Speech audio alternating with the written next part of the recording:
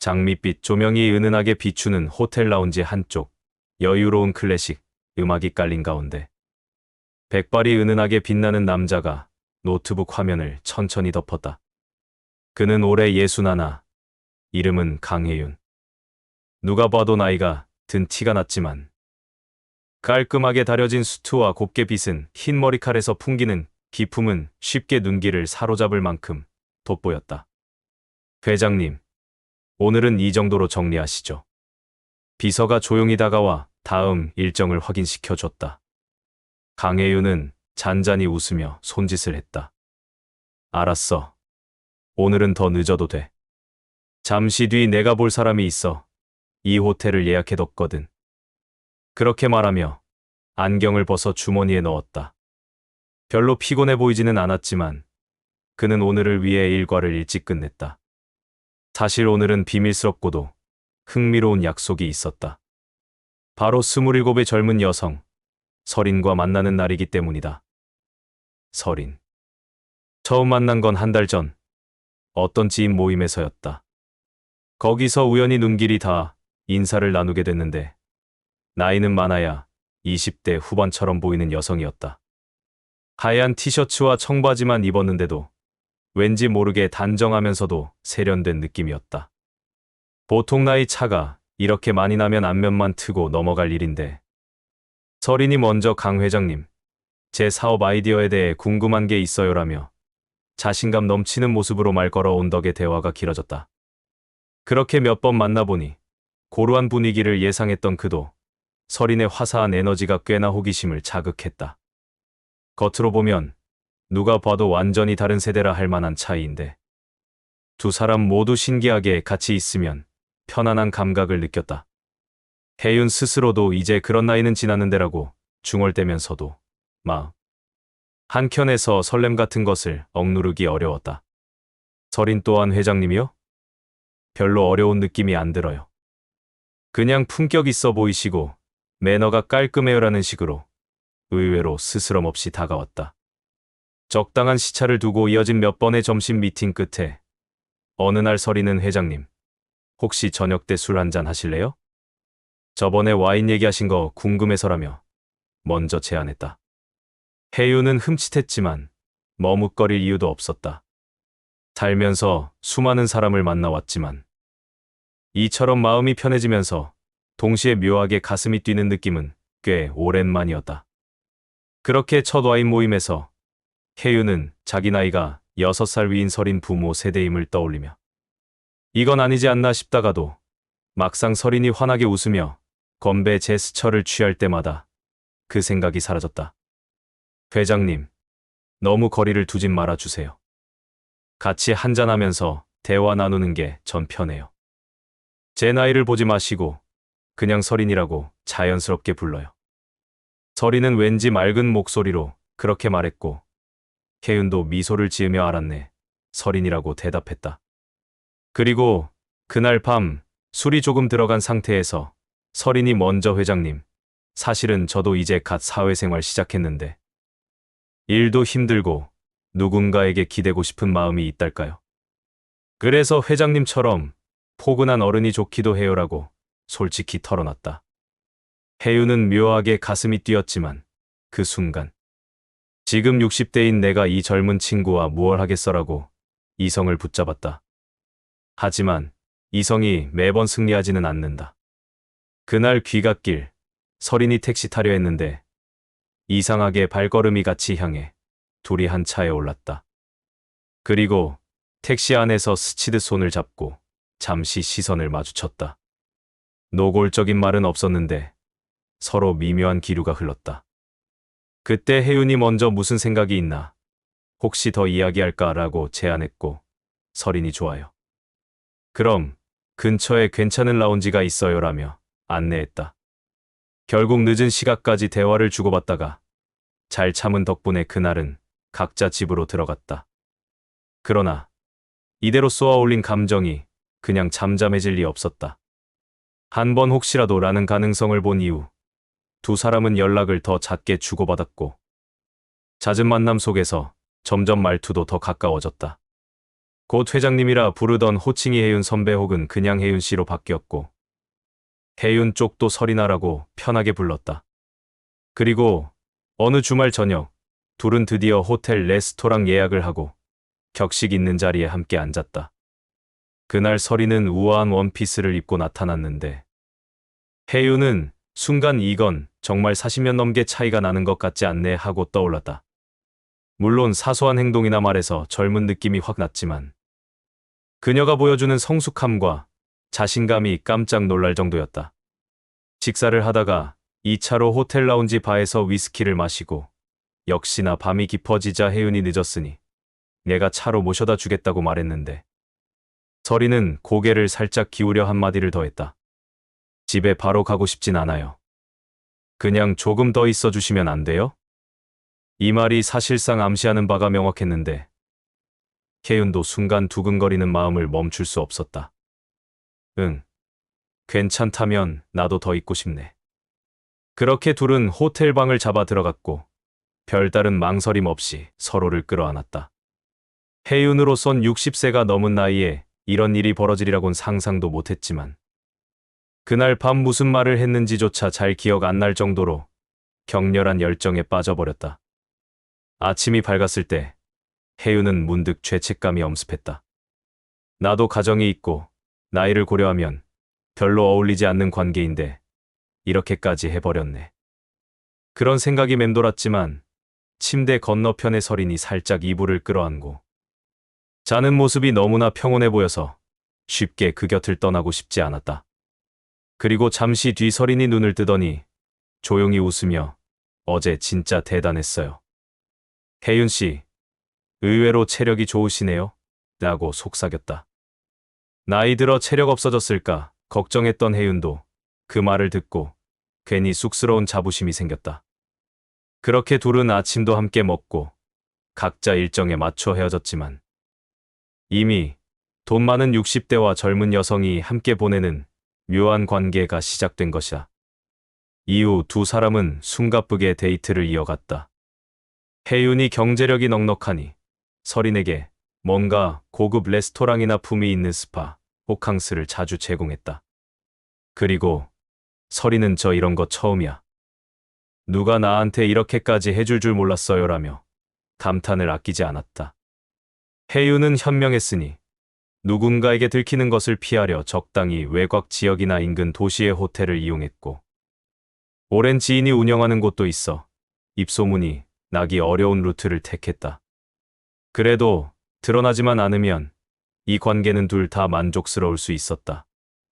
혜윤은 말 그대로 살아가는 재미를 다시 찾은 듯 느꼈고, 설인도 누구와도 못 느낀 안정감과 성숙한 매력에 빠져 있었다. 물론 혜윤이 아예 독신이면 몰라도 사실 가정이 있는 사람이다. 하지만 설인이 저는 그런 거 신경 안 써요. 어차피 전 결혼 생각도 없고 혜윤 씨가 좋을 뿐이라고 선언하자, 혜윤도 큰 갈등 없이 2달, 3달 만남을 계속했다. 어느 날 설인이 약간 씁쓸하게 털어놓았다. 혜윤 씨, 사실 제 주변 친구들이 왜 나이 많은 분을 만나냐며 우려하긴 해요. 그럼에도 난 이상하게 좋아요. 혜윤 씨가 가진 아우라, 그리고 편안함, 솔직히 돈도 많아서 안심도 되고. 근데 저 이상한 사람으로 보이진 않죠? 혜윤은 미소 지으며 나도 비슷한 기분이야. 널 이상하게 보지 않아. 내가 빛나 보이고 나도 그 덕에 활력을 느끼니 좋은 거지. 서로가 서로를 행복하게 해주는 중인데 왜 이상하겠어? 이렇게 대답했다. 설이는 그 말에 안심하며 더욱 기쁘게 그와 시간을 보냈다. 이 관계가 조금씩 더 달콤해질수록 혜윤도 은근히 마음이 설레면서 자부심이 생겼다. 내가 아직 살아있구나. 이런 젊은 친구와 기가 막히게 통하는구나라는 뿌듯함이 컸고, 동시에 심각한 죄책감이나 도덕적 갈등은 묻어두고 있었다. 더 과감해진 설이는 가끔씩 비싸고 아늑한 리조트나 풀빌라에서 주말 1박 2일로 훌쩍 떠나길 원했는데, 혜윤이 적당히 그에 일정 맞출게 하고 밀어붙이면 그대로 시행됐다. 둘이 함께 떠나 연인처럼 달콤한 시간을 보내는 것이 일상이 됐다. 예를 들어 한 번은 해외 콘도형 리조트를 3박 4일로 잡아 거기서 거의 휴양하듯이 보냈다. 낮엔 둘이 수영장에 가서 칵테일을 마시고 밤엔 방에 돌아와 와인을 나눠 마시다가 서로 깊이 끌어안고 뜨거운 열기에 빠져드는 시기였다. 설인이 놀라며 혜윤 씨, 체력 실화야? 제 친구 아버님 뻘이신데 어떡해요라며 장난칠 때 혜윤은 할아버지로 보이지 않아 다행이군 하며 소파 위에서 농을 주고받았다. 그 복잡한 로맨스가 계속되는 동안 혜윤의 가정은 별다른 이상이 없어 보였지만 언제든 들킬 위험이 있었다. 한편 혜윤 부인은 딱히 의심을 드러내진 않았으나 남편이 갑자기 골프가 늘었다며 주말이 비는 일이 많아지니 속으로 이상하게 생각 중이었다. 그렇지만 혜윤이 경제적으로나 사회적으로 워낙 신뢰를 쌓은 편이라 부인도 쉽게 바람이군 이라 단정 못했다. 대신 이래저래 투자나 프로젝트로 바쁘니 그렇겠지라고 넘어가는 분위기였다. 설인이 한창 그 관계를 즐기면서도 어느 날 이런 질문을 던졌다. 만약 언젠가 우리가 걸리면요? 저는 너무 걱정은 안 되는데 혜윤 씨가 더 위험할 것 같아서요. 재산도 많고 사회적 위치도 있으니. 혜윤이 씁쓸히 웃으며 그건 그래. 솔직히 내 입장에선 큰 모험이지. 그래도 난 너가 너무 좋으니까 그 위험 감수하고 있어. 어쩌면 내가 이걸로 처벌받아도 지금 즐기고 싶다라고 답했다. 설이는 고개를 끄덕이며 본인도 알면서 멈출 수 없는 거라고 중얼거렸다. 둘은 60대와 20대 후반이 함께 불장난하듯 살아갔다. 한 번은 큰 파티에 초대받았는데 혜윤이 설인을 동반하고 싶었지만 지인이 많아 들통날까 싶어 안 데려갔다. 설인이 뾰로통해져 난 숨겨진 존재라는 거잖아요 라며 화를 냈고 혜윤이 그런 설인을 달래려 그럼 내가 따로 파티 하나 만들겠다. 거긴 초대 인원을 줄이고 널 예쁘게 동반할게라고 약속했다. 그러면서 이제 정식으로 내가 나와 함께 다닐 수 있는 자리를 만들자라고 다짐했지만 사실 현실적으로는 어렵다 생각했다. 결국 자잘한 다툼도 생기고 설인이 시무룩해져 내가 그저 아가씨 취급받는 건가 하며 서글퍼하는 날도 있었다. 그러면서도 극적인 화해와 애정이 반복됐다. 이를테면 설인이 집 근처 카페로 혜윤을 불러 우리 좀만 깨어 있으자. 늦게라도 잠깐 호텔 갈래라며 대범하게 제안했고 혜윤도 자괴감과 설렘이 교차한 채 그래 갈까 하며 택시를 잡았다. 그렇게 계속 이런 만남이 이어지다 보니 어느샌가 둘 다 이 관계에 묘한 중독처럼 빠져든 느낌이었다. 주변에선 잘 눈치채지 못했지만 사실 굉장히 아슬아슬한 줄타기였다. 한 번은 일이 터질 뻔했다. 혜윤이 골프 라운딩을 핑계 삼아 집을 나섰는데 부인이 우연히 혜윤의 차량 블랙박스를 확인하는 상황이 벌어졌다. 게다가 GPS 기록에 모텔 이름이 찍힌 흔적까지. 부인이 당신 골프 친다고 가놓고 왜 거기 들른 거야? 라고 날카롭게 물었을 때 혜윤이 간신히 운전하다 피곤해서 거기서 2시간 휴식했다라는 거짓말을 둘러댔다. 다행히 부인이 강하게 추궁하진 않아 아슬아슬 넘어갔지만 그 후론 더 조심을 기하게 됐다. 결국 이 관계가 얼마나 갈지는 아무도 예측 못한다. 둘 다 합의된 사랑을 나누지만 영원히 숨길 순 없느니. 설인의 주변 친구들도 너 요즘 누가 생겼냐며 의심하기 시작하고 혜윤 지인들도 요즘 왜 이렇게 활기가 넘쳐 혹시 로맨스라며 농담식으로 떠보는 일이 늘었다. 그럴 때마다 둘은 속으로 쿡쿡 찔리는 느낌. 그래도 아직은 헤어지기엔 서로 놓치기 아쉬워하는 상황이랄까. 혜윤은 가끔 상상한다. 만약 아내가 이 사실을 알면 재산 분할과 명예의 추락, 파장이 엄청날 텐데. 그는 이젠 늦었지만 인생 마지막 로맨스라고 치부하며 멈추지 않는다. 설인도 결혼이 꼭 정답은 아니잖아요. 전 지금 이렇게 자유롭게 살고 싶어요라고 말한다. 그 와중에 서로가 주고받는 고가의 선물이라든가 비싼 식사, 여행 등은 계속 이어진다. 외부 사람들은 혜윤 회장님, 요새 회춘하셨나 봐라며 대수롭지 않게 웃지만 정작 당사자는 치명적 도박을 하는 중이다. 시간이 흐르며 둘의 감정은 갈등도 품게 된다. 설인이 나만 낭비되는 거 아니지? 라며 서운함을 토로하는 날도 있고, 혜윤이 이제 나도 체력 한계가 하며 멋쩍어 할 때도 있다. 그렇다고 당장 끝낼 수도 없어.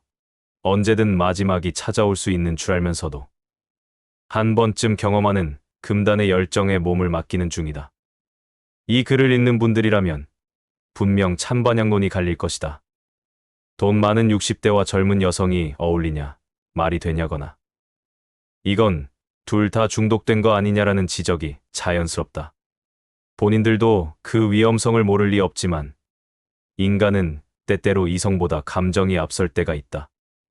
눈치껏 잘 숨기고 안전하게 그 행복을 추구할지 아니면 곧 들켜 파멸로 갈지 아무도 모르는 일이다. 지금 이 순간도 혜윤은 새로운 리조트를 알아보고, 설이는 SNS에서 남들은 모르게 은밀한 힌트를 올리며 또 한 번의 여행을 계획하고 있을지 모른다. 아마 당분간은 두 사람이 심장 떨리는 모험을 즐길 듯하다. 시간이 지나면 언젠가 현실의 벽에 부딪히겠지만 그 전까진 뜨겁게 타오르는 걸 멈추지 않으려 한다는 것이다. 요컨대 돈 많은 60대와 20대 후반 여성이 좋은 시간을 보낸다는 건 이처럼 외부 시선에선 의욕과 불편을 낳을 수 있지만 당사자는 이 관계 안에서 마치 세상을 다 가진 것처럼 황홀할 수도 있다는 얘기다. 삶의 마지막 불꽃을 피우는 60대 남성, 혹은 방황하는 청춘을 누군가의 품에서 채우려는 젊은 여성, 그 둘의 조합이 결코 흔하진 않아도 세상 어딘가에서 실제로 벌어지고 있을지도 모르겠다. 그리고 만약 노란 딱지 따위를 피하려면 이런 이야기가 비극적 결말 없이 그저 흥미로운 상상에 가깝다고 생각하면 좋겠다. 실제론 이런 위험한 상황에 쉽게 발 담글 사람은 드물 테지만 누구나 한 번쯤은 이런 환상 같은 사건을 상상할 수 있으니 말이다. 그렇다면 이긴 이야기를 끝맺으면서 지금도 어딘가 비밀의 방에서 재회했을지 모르는 혜윤과 설인에게 살짝 응원의 눈길을 보낼까? 물론 윤리적으로는 옳지 않을지 몰라도 때론 인생이 예상치 못한 모양으로 흘러가고 사람들은 그 속에서 짜릿함을 느끼기도 하니까 실제로는 쉽지 않고 위험하며 대가가 따르는 관계라는 걸 잊지 말기를. 그럼 여기까지 돈 많은 60대와 젊은 여성이 함께 보내는 파격적인 시간 이야기를 마치겠다. 내 사연 들어줘서 감사하다.